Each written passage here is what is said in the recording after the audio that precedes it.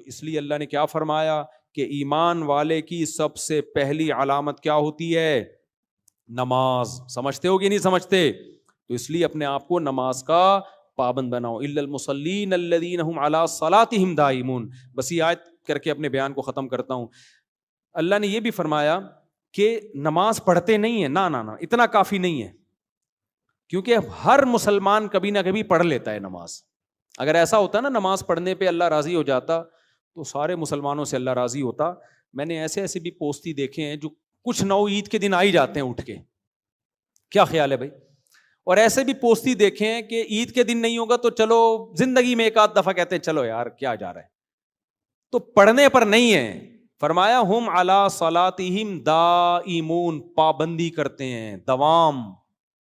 نہ سفر میں نماز چھوٹتی ہے، نہ حضر میں نماز چھوٹتی ہے، نہ شادی بیاہ میں نماز چھوٹتی ہے، نہ میتوں میں نماز چھوٹتی ہے، نہ بارشوں میں نماز چھوٹتی ہے، نہ قحط میں نماز چھوٹتی ہے، نہ حضر میں نماز چھوٹتی ہے، نہ صحت میں نماز چھوٹتی ہے، نہ بیماری میں نماز چھوٹتی ہے، نہ خوشیوں میں، نہ غموں میں، نہ جہاز میں، نہ ٹرین میں، نہ بس میں، نہ کشتیوں میں.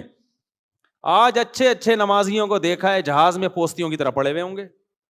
ابے لمبا سفر ہے، کہہ رہے ہیں یار اب جہاز میں کیسے پڑھیں بھائی، جہاز میں کیسے پڑھیں بھائی. اللہ نے حکم دیا کھڑے ہو کے نہیں پڑھ سکتے، بیٹھ کے نہیں پڑھ سکتے، لیٹ کے.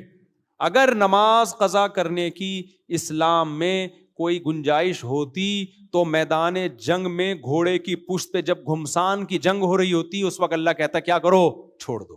وہاں اجازت نہیں دی ہے تو آپ ماموں کی شادی میں جا رہے ہو بس میں بیٹھ کے، اس میں کہاں سے اجازت مل گئی کہ بس میں سفر ہو رہا ہے ہمارا؟ نہیں آ رہی میرا خیال ہے بات سمجھ میں. تو اس لیے میرے بھائی یہ آپشنل نہیں ہے نماز، یہ کیا ہے؟ ضروری. خواتین جو نماز پڑھتی ہیں ان کے بھی بڑے مسائل ہیں.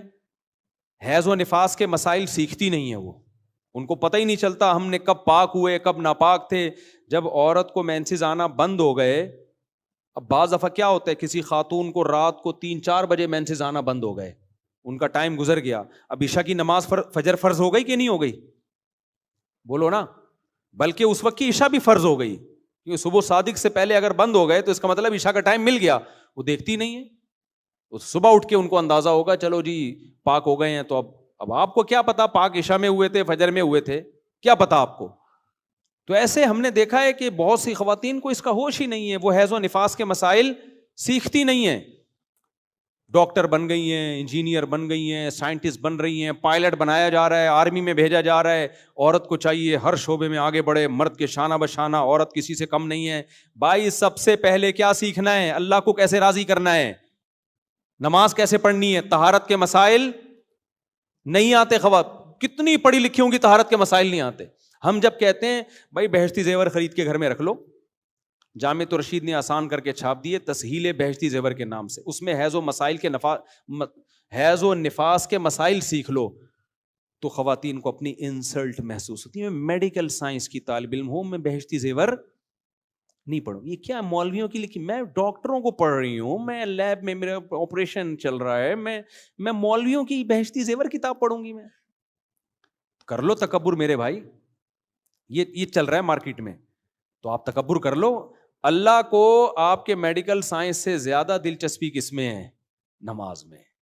یہ اللہ کی بات ہے، میری بات ہوتی تو آپ اعتراض کر سکتے تھے. میں تو اللہ کا پیغام آپ تک پہنچا رہا ہوں. اللہ کی نظر میں سب سے زیادہ ویلیو کس کی ہے؟ میڈیکل سائنس کی بھی ہے، میں اس کی نفی نہیں کر رہا. ڈاکٹر سارے مر جائیں گے تو ہم کہاں سے کس کا علاج کس سے کرائیں گے ہم؟ تو لیکن پہلے کس کی ویلیو ہے اللہ کی نظر میں؟ نماز کی. تو جب نماز کی ویلیو ہے تو نماز کے مسائل کی بھی سب سے زیادہ ہے کہ نہیں ہے؟